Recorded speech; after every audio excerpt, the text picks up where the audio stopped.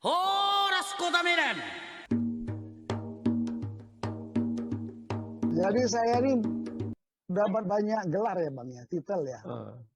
Walaupun saya nggak sekolah, saya dapat gelar Wagilam.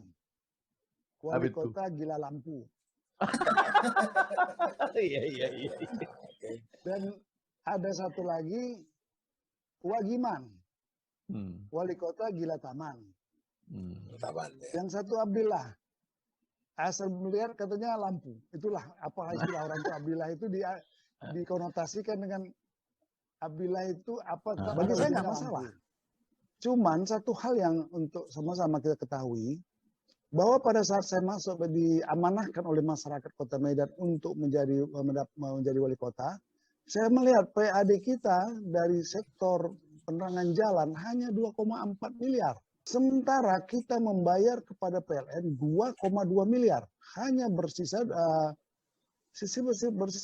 juta. Sedangkan potensi yang ada, kita kan tahu bahwa di daerah industri, rumah tangga segala macam, itu pada saat itu pajak penerangan jalan itu 10%. Tidak masuk di akal saya. Mungkin latar belakang saya orang accounting ini, orang akuntansi ini Bang, melihat angka itu kan selalu tak percaya. Maka saya panggil PLN. Kenapa ini begini? Mereka mengatakan bahwa ini abonemen Pak. Kalau abonemen tidak dipakai, ya itu kan dibayar. Iya Pak, saya nggak mau. Berarti ini sudah pemborosan uang rakyat. Akhirnya saya ambil inisiatif, kami pemerintah kota mengambil inisiatif, memasang KWH meter setiap tiga tiang listrik, 4 tiang listrik dipasang KWH meter. 2 bulan berikutnya dari 2,4 miliar, kita hanya membayar 800. 800 karena kan dihitung sesuai pemakaian. Ya. Setelah itu baru kami bersama pemerintah kota ya menggeber, dan saya ajak PLN untuk merazia. Setelah itu naik terus sampai waktu saya tinggali lebih kurang 5-7 miliar. Itu lampu yang kita beli penerangan jalan itu saya hutang kepada Philips. Pemerintah kota berhutang kepada Philips. Saya bilang saya mau pasang lampu sekian puluh ribu titik lampu. Tapi kita tidak punya uang. Kita tidak punya uang sebanyak untuk beli cash kontan itu, kita nggak ada uang. Maka dengan saya minta izin kepada DPR mengizinkan kita cicil tanpa bunga. Maka mulailah dipasang, dibayar dengan setiap bulan dengan PAD. Tetapi sumber dana pembayaran itu sudah dari pajak penerangan jalan itu yang kita kutip dari masyarakat. Jadi uang masyarakat itu yang kita kembalikan, sama sekali tidak digunakan ke sektor lain, ke pembangunan lain. Jadi itulah kembali kepada dana masyarakat tuh, penerangan jalan dikembalikan kepada masyarakat semua. Ada satu lagi barangkali ya, Dir. Mungkin ya, Bung Dilala barangkali yang pertama kali mempionirkan pembayaran untuk Bilal ya, untuk Bilal mayat, untuk kepala lingkungan, ya itu kalau nggak salah ya. Ya. Bilal masjid ya gitu ya. Itu ada Bilal masjid, Bilal jenazah, Bilal mayit, penggali kubur, guru-guru honor di madrasah, ya. Itu sama uang makan para guru, uang makan mereka kita tambah dan lain-lain itu Bang. Makanya dapat gelar juga ya kepala Bilal ya. Tapi kan itu yang mesti mereka menunggu rezeki, nanti doanya susah Bang. Mulai rezeki hari ini banyak yang meninggal Bang. Doanya tadi harapkan orang ya. Sama dengan orang jual batu nisan, kita kan takut kalau dia berdoa kalau jamu ya Allah berikan aku rezeki yang halal, thayyiban mubarakah kan. Siapa yang dipanggil Allah hari ini kan? Ini bercanda guyon nih Bang guyon. Makanya doanya setiap hari itu mulai ya. Apa tagawan kita kan? Ya kita kan Allahumma rzuqna rizqan zazidan halalan thayyiban mubarakah. Jadi kita minta itu kan. Jadi kalau orang itu berdoa kan bisa masalah itu kan. Tapi enggak itu guyon. Takut dengarnya ya kan. takut kalau mereka berdoa itu. Nah, Itu tapi salah satu barangkali ya pemikirannya ya, bahwa mereka nggak itu saya memang pemikirannya harus santuni. gini Bang, karena mereka harus kita perhatikan. Ya, Mereka kita harus pikir penggali kubur, bilal mayit, guru-guru Ya. guru honor madrasah, kepala lingkungan yang setiap hari berhadapan dengan masyarakat, dia punya konsekuensi, dia harus melayani masyarakat dengan baik, karena dia sudah mendapat honor. Kalau dia meminta kepada masyarakat, maka jabatan beliau dari mulai camat, lurah, kepling, satu gandeng itu saya berhentikan waktu itu. Artinya saya nonaktifkan lah. Tadilah keterangan yang bagus ya. Kelihatannya apa yang Anda lakukan pada saat itu, pada tahun-tahun itu cukup menarik. Cuman sayangnya saya pada waktu kerusuhan itu sudah mulai pindah ke Jakarta. Jadi saya tidak mengikuti masa pemerintahan Anda.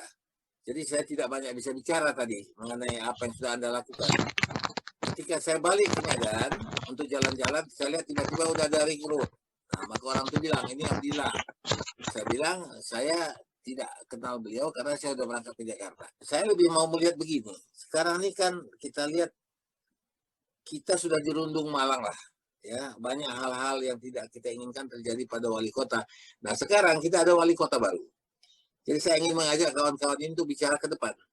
Apa yang bisa dilakukan. Kita bukan mau menggurui si Bobby atau yang lain, tapi kita harus meneladani yang baik. Nah, kalau memang sudah ada yang bagus, kenapa tidak diikuti? Jadi tidak ada gengsi-gengsi. Nah, saya ingin mengajak kawan-kawan untuk bicara apa langkah-langkah yang bisa dilakukan Bobby ke depan. Seorang anak muda yang semangat dan punya power di belakangnya, sehingga mungkin dia akan lebih mudah bekerja. Itu yang saya lihat. Sebetulnya pada tahun 2010, ya 2008 sampai 2010 sampai berikutnya itu sudah Medan sudah kritis. Pertama, normalisasi Sungai Deli itu sudah membuat Kuala Deli tersumbat. Kemudian TPA di Namo Bintang sama di Terjun itu sudah mulai penuh. Namo Bintang harusnya tutup sudah, dan itu memang Abdillah sudah berusaha untuk membuat di Lemo Manis. Kemudian di Lemo Manis itu TPA tidak tepat. Maka kami usulkan itu jangan dibuat, dan kebetulan beliau setuju. Dibatalkanlah TPA Lemo Manis karena lokasinya di atas TPA, di atas pengolahan air minum. Nah, kebetulan beliau setuju. Kemudian di Medan juga pada waktu itu kita kita memerlukan hutan kota, disetujui. Nah, periode berikutnya hutan kota itu dirubah statusnya jadi bangunan yang lain. Nah, sebetulnya 2010 itu sudah gawat. 2006 itu Medan dapat Adipura, dan Adipuranya itu bergengsi. Kenapa? Karena pada saat Adipura itu Medan dapat predikat pasar terbesar se-Indonesia. Itu kita lakukan. Tapi setelah itu berturut-turut habis semua. Adipura asli itu ya. Adipura asli. Ada rupanya Adipura ece-ece. Katanya ada. Adipura ada.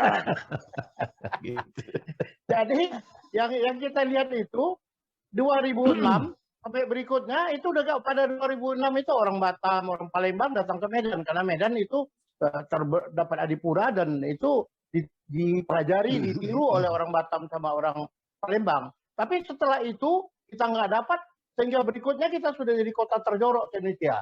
Nah, maunya pada periode Bobby ini kota terkotor di Indonesia itu kita hapuskan. Kita udah lama bertahan sebagai kota terkotor di Indonesia. Kita tidak ingin seperti itu. Nah, justru kita ingin cerita jangan pembisiknya jadi pembusuk bagi Bobby. Itu yang harus harus diingatkannya. Itu berbahaya sekali kalau kita lihat yang dari kampanye dia kemarin yang mempersiapkan kampanyenya itu kita kan tahu itu pembusuk semua bagi dia. Kebetulan itu menganggap ini itu mudah semua. Padahal pada tahun 2010 itu sudah mulai banjir kota Medan dari mulai 66 titik, 70 sampai 130 titik, sekarang 85% Medan udah banjir. Kita ikuti itu semua. Karena kebetulan aku kan memantau Adipura di kota Medan. Sebuah titik kami didatangi itu. Dan ya setelah itu bahkan yang namanya kampung nelayan yang dicita-citakan Pak Batia Jafar sampan sampai ke rumah itu jadi dimatikan. Sekarang udah nggak ada lagi yang namanya cerita perumahan kampung nelayan itu. Semua udah mobil di bawahnya yang parkir. Padahal dulu targetnya itu sampan yang parkir. Mungkin ya kita serius lah bagi kebetulan kan anak-anak beliau ini kan jadi anggota DPRD sekarang di Kota Medan nih.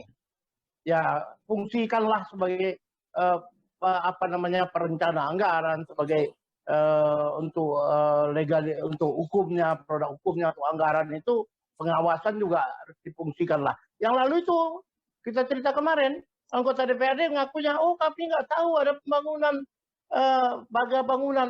Dia tinggal di Kota Medan kok, masa bangunan begitu besar dia nggak tahu.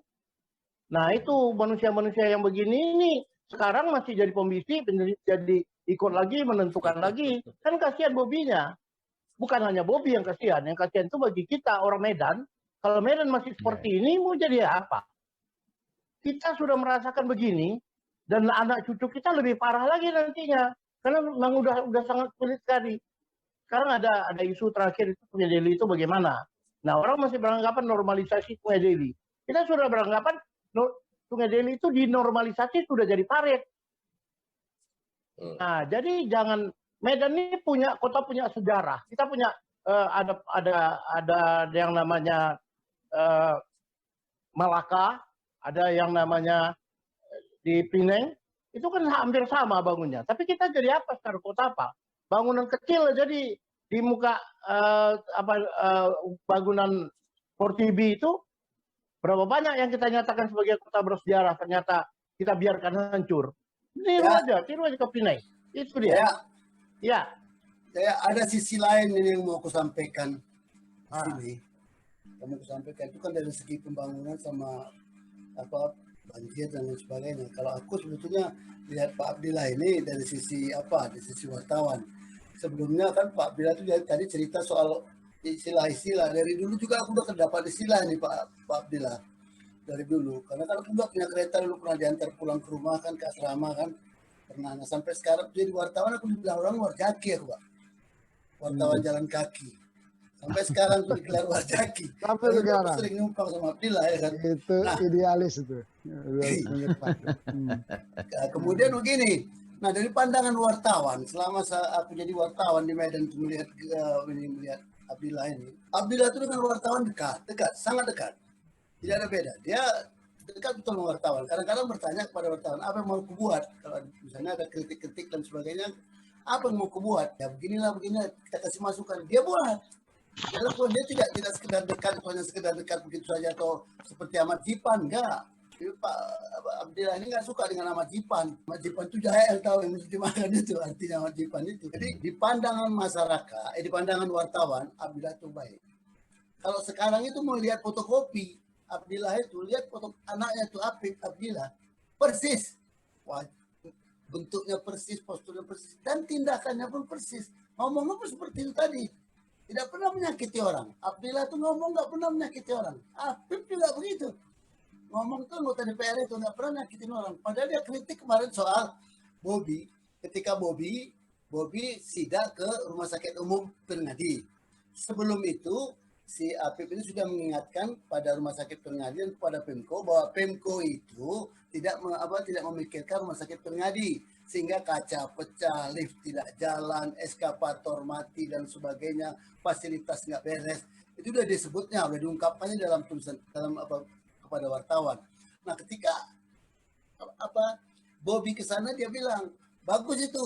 Kalau memang Bobi ke sana, perbaikilah itu karena sudah lama itu kalau kami sampaikan seperti itu. Dia nggak mau bilang saya, kami sampaikan seperti itu. Lakukanlah itu. Karena kalau itu bagus, tidak mungkin lagi nanti masyarakat Medan itu ke luar negeri untuk berobat seperti sekarang ini. Gitu. Jadi yang di pandangan mataku sebagai seorang wartawan, aku ada kawan sama kami lah. Di Ludi, Jelas tahu lah. Ya, kami kan selalu bilang sama dia, kami nggak pernah, aku sendiri nggak pernah datang ke kantor mendekati cari begini, nggak pernah. Kami selalu sampaikan yang sangat kritis. Taman kota hutan kota diperlukan. Beliau buat. Itu jangan buat TPA di Limau Manis, hentikan. Nah, cuman ada beberapa hal yang mungkin yang tidak cocok, yang itu dan sekarang itu terjadi kan. Hancurnya Kota Medan kan terjadi sekarang dengan banjir itu. Itu pada banjir waktu masih 60-an titik banjir Kota Medan udah kami ingatkan. Aku mungkin paling sering bicara di media sama beliau ini. Mengkritik kawan tinggal kawan, tapi kritik ujalankan. Kenapa? Kritik itu bukan untuk kita pribadi. Kritik itu kan untuk masyarakat Kota Medan. Masyarakat Kota Medan dan sekarang untuk anak kita, Ya. untuk cucu Jadi, kita. jadi gini, artinya kan Bang Abdillah juga kan mengamati nih. Pastilah nggak mungkin tutup mata dengan apa yang terjadi setelah beliau meninggalkan jabatan sebagai wali kota. Nah, kita mungkin bisa minta juga pandangan Bang Abdillah ini melihat kondisi hari ini. Ya mungkin pasti juga ada saran-saran yang membangun. Ya mudah-mudahan saja ini menjadi kontribusi ya untuk membangun kota Medan. Anak Medan.